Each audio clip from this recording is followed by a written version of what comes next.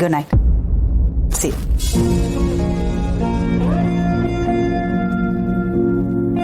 ಏನ್ ಹರ್ಷ, ನನಗೋಸ್ಕರನೇ ಕಾಯ್ತಿರೋ ಹಾಗಿದೆ? ನೀನು ತಗೊಂಡಿದ್ದ ನಿರ್ಧಾರದಿಂದ ತುಂಬ ಖುಷಿ ಆಯಿತು. ಒಳ್ಳೆ ನಿರ್ಧಾರ ತಗೊಂಡೆ. ಮಕ್ಕಳು ತಪ್ಪು ಮಾಡ್ತಾರೆ, ಆದರೆ ಆ ತಪ್ಪನ್ನ ತಿದ್ದಿ ಅವ್ರ ಜೀವನನ ರೂಪಿಸೋದು ತಂದೆ ತಾಯಿ ಕೆಲಸ. ಆ ದಿಕ್ಕಿನಲ್ಲಿ ನೀನು ಯಾವತ್ತೂ ಮುಂದಿರ್ತೀಯ. ಈ ವಿಷಯವಾಗಿ ನಿನ್ನ ಬಗ್ಗೆ ನನಗೆ ತುಂಬ ಹೆಮ್ಮೆ ಇದೆ. ರಮಾ, ನಮ್ಮ ಮಗನ ಮದುವೆ ನೋಡೋಕ್ಕಾಗಲಿಲ್ಲ, ಅವರಿಬ್ರಿಗೂ ಆಶೀರ್ವಾದ ಮಾಡೋಕ್ಕಾಗಲಿಲ್ಲ ಅನ್ನೋ ನೋವು ನನಗೆ ತುಂಬ ಕಾಡ್ತಿತ್ತು. ಆದರೆ ಈಗ ನಮ್ಮ ಕಣ್ಮುಂದೆನೇ ಅವರಿಬ್ರು ಮದುವೆ ನೋಡಿದ್ವಿ, ಆಶೀರ್ವಾದನೂ ಮಾಡಿದೆ. ನಮ್ಮೆಲ್ರಿಗೂ ಸಂತೋಷ ಆಯಿತು, ಅವರಿಬ್ರಿಗೂ ಸಂತೋಷ ಆಯಿತು. ಅಭಿ ಮೇಲಿನ ಪ್ರೀತಿಗೋಸ್ಕರ ಎಲ್ಲನೂ ಮರೆತು ಈ ನಿರ್ಧಾರ ಮಾಡಿದೆಯಲ್ಲ, ತುಂಬ ದೊಡ್ಡ ವಿಷಯ. ಇದು ನಿನಗೆ ದೊಡ್ಡ ವಿಷಯ ಅಂತ ಅನ್ನಿಸ್ಬೋದು ಹರ್ಷ, ಆದರೆ ಅಭಿಗೋಸ್ಕರ ನಾನು ಏನು ಬೇಕಾದ್ರೂ ಮಾಡ್ತೀನಿ. ಅದು ಅಲ್ಲದೆ ಇದೊಂದು ತಾಯಿಯಾಗಿ ನನ್ನ ಕರ್ತವ್ಯ ಕೂಡ. ಮದುವೆ ಒಳ್ಳೆ ಮುಹೂರ್ತದಲ್ಲಿ ಸಾಂಗವಾಗಾಯಿತು. ಅದೇ ರೀತಿ ಅವರಿಬ್ರಿಗೂ ಮುಂದಿನ ಶಾಸ್ತ್ರಕ್ಕೆ ಒಳ್ಳೆ ಮುಹೂರ್ತ ಇಟ್ಕೊಡಿ ಅಂತ ಶಾಸ್ತ್ರಿಗಳ ಹತ್ರ ಕೇಳಬೇಕು.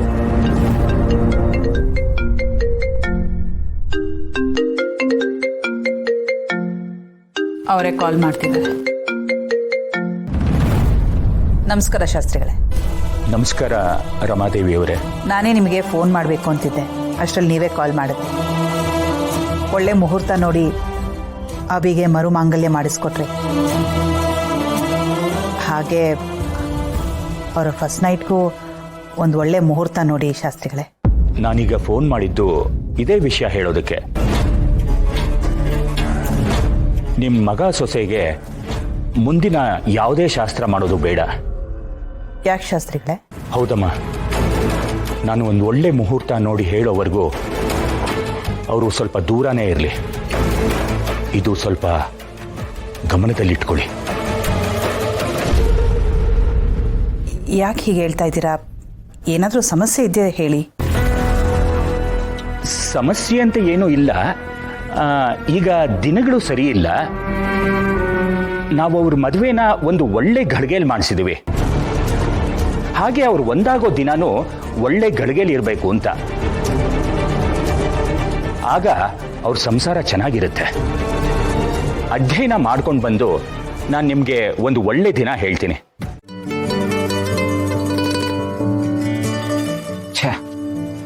ಇದನ್ನ ಗೌತಮಿ ಅವ್ರಿಗೆ ಹೇಗೆ ಹೇಳಬೇಕು ಅಂತಾನೆ ಗೊತ್ತಾಗ್ತಿಲ್ವಲ್ಲ.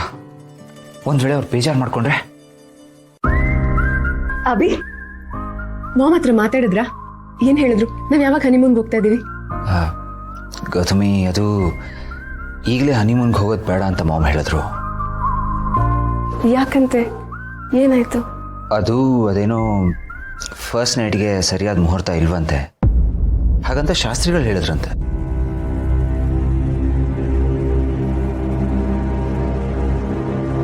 ಸೊ ಅವರು ಒಳ್ಳೆ ಮುಹೂರ್ತ ನೋಡಿದ್ಮೇಲೆ ನಾವು ಹನಿಮೂನ್ಗೆ ಹೋಗ್ಬೋದು. ಅಲ್ಲಿ ತನಕ ಹೋಗೋದಕ್ಕಾಗಲ್ಲ.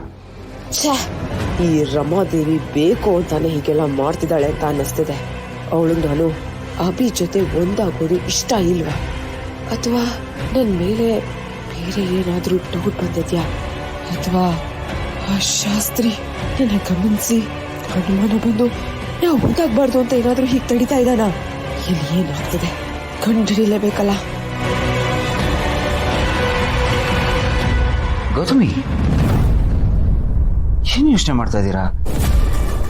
ಮಾಮ್ ಹೇಳಿದ್ದೇನಾದ್ರು ಬೇಜಾರಾಯ್ತಾ? ಛಾಛಾ, ನೋ ಅಭಿ. ನಿಮ್ಮ ಮಾಮ್ ಹೇಳಿದಕ್ಕೆಲ್ಲ ನಾನು ಯಾಕೆ ಬೇಜಾರು ಮಾಡ್ಕೊಳ್ಳಿ? ನಿಮ್ಮ ಮಾಮ್ ಯಾವಾಗಲೂ ನಮ್ಮ ಒಳ್ಳೇದಕ್ಕೆ ಹೇಳ್ತಾರೆ. ಇವನ್ ದೊಡ್ಡವ್ರು ಏನಾದರೂ ಹೇಳ್ತಿದ್ದಾರೆ ಅಂದರೆ ಅದ್ರಲ್ಲಿ ಒಂದು ಅರ್ಥ ಇರುತ್ತೆ. ನಾವು ಅದನ್ನ ಅರ್ಥ ಮಾಡ್ಕೋಬೇಕು ಅಷ್ಟೆ. ಈ ವಾರ ಇಲ್ಲದೆ ಇದ್ರೆ ಏನಂತೆ, ನೆಕ್ಸ್ಟ್ ವಾರ ಹೋಗೋಣ.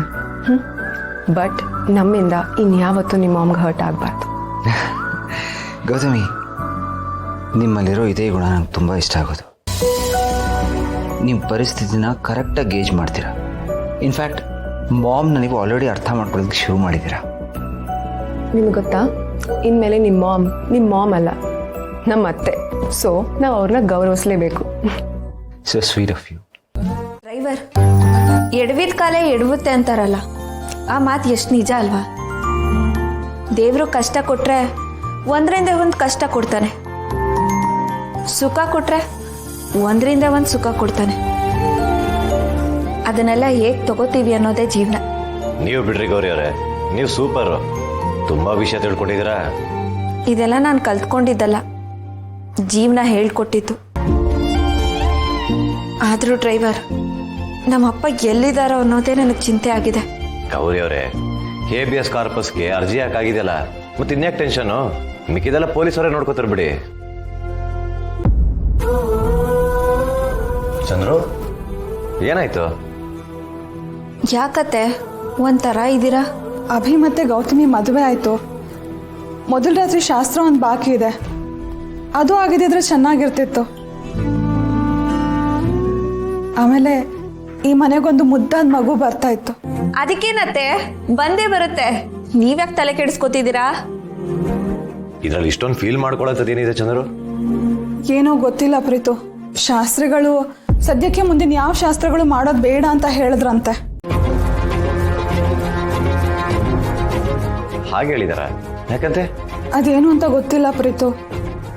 ಮದುವೆ ವಿಶೇಷವಾದ ಮುಹೂರ್ತದಲ್ಲೇ ಆಗಿದೆಯಂತೆ. ವಿಶೇಷವಾದ ದಿನ ನೋಡಿನೇ ಮುಂದುವರಿಬೇಕು ಅಂತ ಹೇಳಿದ್ದಾರೆ. ಅಲ್ಲಿವರೆಗೂ ಇವರಿಬ್ರು ಒಂದಾಗಬಾರ್ದಂತೆ. ಅತ್ತೆ, ಶಾಸ್ತ್ರಿಗಳು ಹೇಳಿದ್ದಾರೆ ಅಂದ್ರೆ ಒಳ್ಳೇದಕ್ಕೆ ಹೇಳಿರ್ತಾರಲ್ವಾ? ತಡ ಆದ್ರೂ ಪರವಾಗಿಲ್ಲ. ಅಕ್ಕ